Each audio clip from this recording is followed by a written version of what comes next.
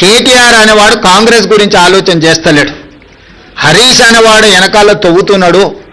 కేటీఆర్ నాయకత్వంలో ఏ ఎన్నికలు జరిగిపోయినా ఓడిపోయింది కాబట్టి నాయకత్వాన్ని మార్చాలని హరీష్ వెనకాల నుంచి ఏదైతే ప్రయత్నం చేస్తుండో ఆ విషయాన్ని ఏమంటారు డైల్యూట్ చేయడానికి పర్యటనలు పెట్టుకుంటున్నాడు తప్ప ఇది ప్రజలకు కానీ ప్రభుత్వానికి కానీ సంబంధం లేదు. ఇప్పుడు కేటీఆర్ వర్కింగ్ ప్రెసిడెంట్ అయినప్పటి నుంచి జరిగిన ఏ ఎన్నికలు గెలవలే కదా. జనరల్లో అసెంబ్లీ కావచ్చు, జనరల్లో జరిగిన లోక్సభ కావచ్చు, తర్వాత జరిగిన ఉప ఎన్నికలు కావచ్చు, తర్వాత జరిగిన గ్రామ పంచాయతీ ఎన్నికలు కావచ్చు. ఈరోజు హరీష్ వర్గం ఆల్రెడీ సోషల్ మీడియాలో మిగతా మీడియాలలో మొదలు పెట్టింది కదా, కేటీఆర్ ఉంటే ఇంకా పార్టీ మిగలదు కాబట్టి కేటీఆర్ను తప్పించండి, హరీష్కు నాయకత్వాన్ని అప్పచెప్పండి అని ఒక స్లోగన్ తీసుకొని బయలుదేరిండు.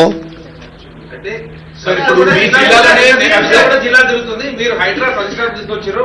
ఆమె ఆధారాలతో సహా ఎంత మేర కబ్జాలైన చెరువులు ఏ ఎమ్మెల్యే బీఆర్ఎస్ ఎమ్మెల్యే చేసిన అనేది మొత్తం పెడుతుంది.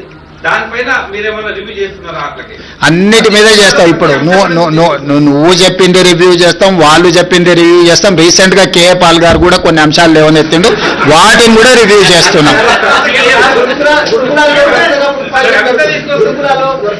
నీ అమాయకత్వం అది.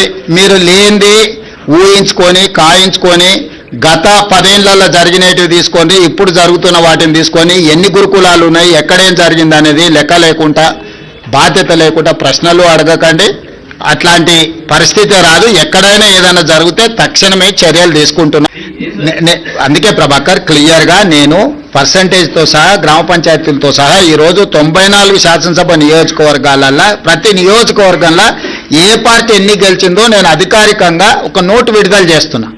మీరు నోటు తీసుకొని ఆ నియోజకవర్గంలో వెళ్ళి నిజ నిర్ధారణ కార్యక్రమాలు పెట్టుకొని మీరు పరిశీలించండి.